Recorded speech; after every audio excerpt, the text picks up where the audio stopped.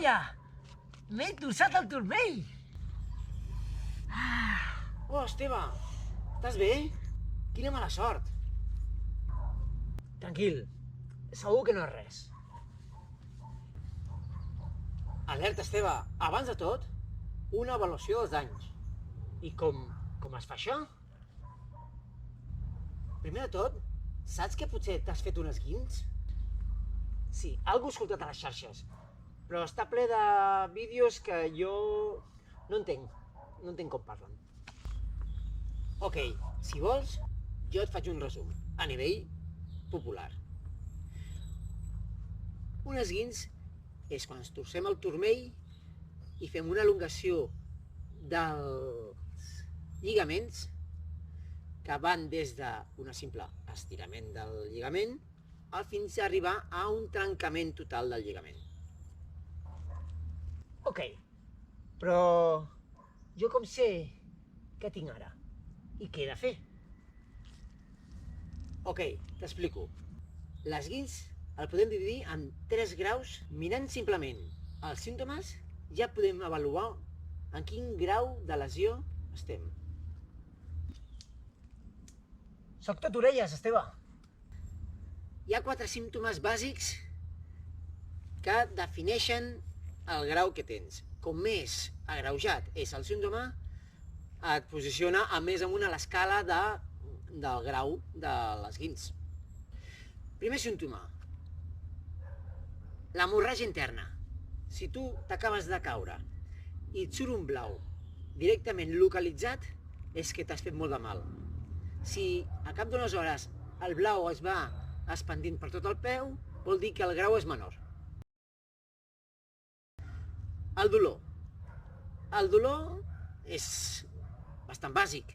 Si tu el dolor no et permet ni tan sols estar tranquil, vol dir que t'has fet molt de mal. Si el dolor es va minoritzant a mesura que va passant el temps, però segueix, vol dir que el grau és menor.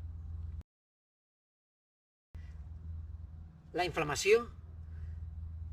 Si tu t'acabes de fer l'esguins i et surt una pilota localitzada, és que t'has fet mal.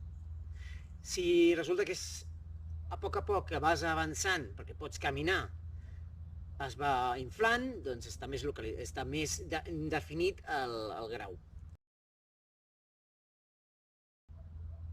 I, per últim, l'incapacitat. Què vol dir incapacitat? Vol dir que si tu t'acabes de caure i t'aixeques i no pots caminar, el grau és el 3.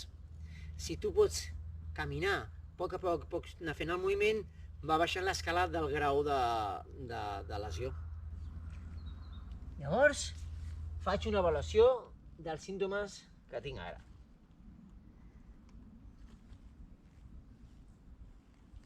No tinc cap blau, tinc dolor, no està inflat encara i puc caminar. Llavors, Esteve, això indica que el teu grau de lesió està entre l'1 i el 2. Si vols, deixo aquí dalt un quadre on simplifica els símptomes i els graus, perquè et quedi més clar. Ostres, Esteve, ara ja estic més tranquil. Però... i què faig quan arribi a casa? Això en el proper vídeo.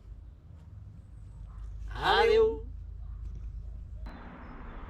I bé, ja sabeu, si us agrada aquest tipus de vídeos, us subscriviu al canal, un like, un comentari, perquè així jo veig què ho estic fent i qui m'està mirant.